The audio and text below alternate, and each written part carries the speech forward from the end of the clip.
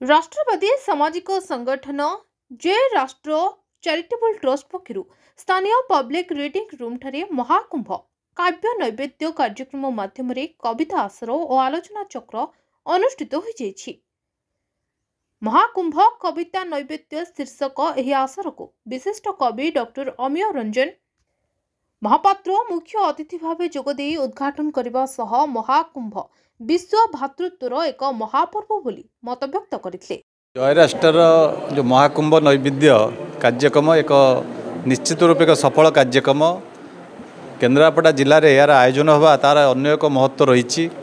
महाकुंभर जो महासमर कहले अत्युक्ति हेनी से सबु वर्गर लोक मैंने सामिल होता बेले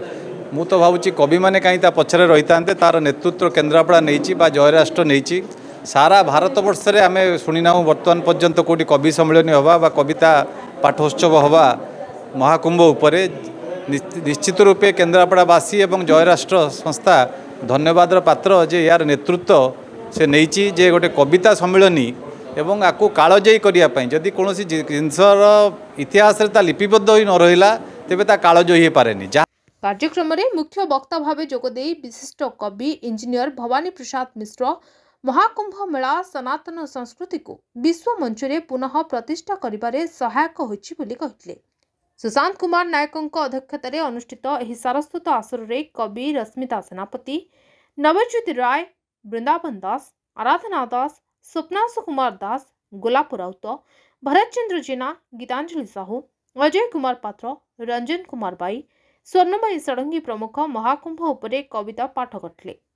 अनुष्ठान कर्मकर्ता रश्मि रंजन स्वाई ज्ञानरंजन दास मलय साहू राधाकांत महांती प्रशांत नायक सरोज राउत संतोष पोथाल प्रमुख कार्यक्रम परिचालना करथिले। शेष में वीरेंद्र दास धन्यवाद देथिले। एक कविता पढ़ाटा बड़ कथा नुह बड़ कथा हूँ कविता प्रेम को नहीं लेखा जाई पारे ईश्वर को नहीं लेखा जाई पारे विभिन्न घटना को नहीं लेखा जाई पारे विभिन्न दुर्घटना को नहीं भी लेखा जाई पारे किंतु गोटे चेतना को नहीं करी देशपाई कविता लेखिबा निज सांस्कृतिक मूलदुआ को नहीं करी कविता लेखिबा निज सांस्कृतिक परंपरार बड़पण को नहीं करी कविता लेखिबा एवं से कविता सामग्रिक भाव में आम समस्ते एकाठी होकर गोटे राष्ट्रीय उद्घोष कविता माध्यम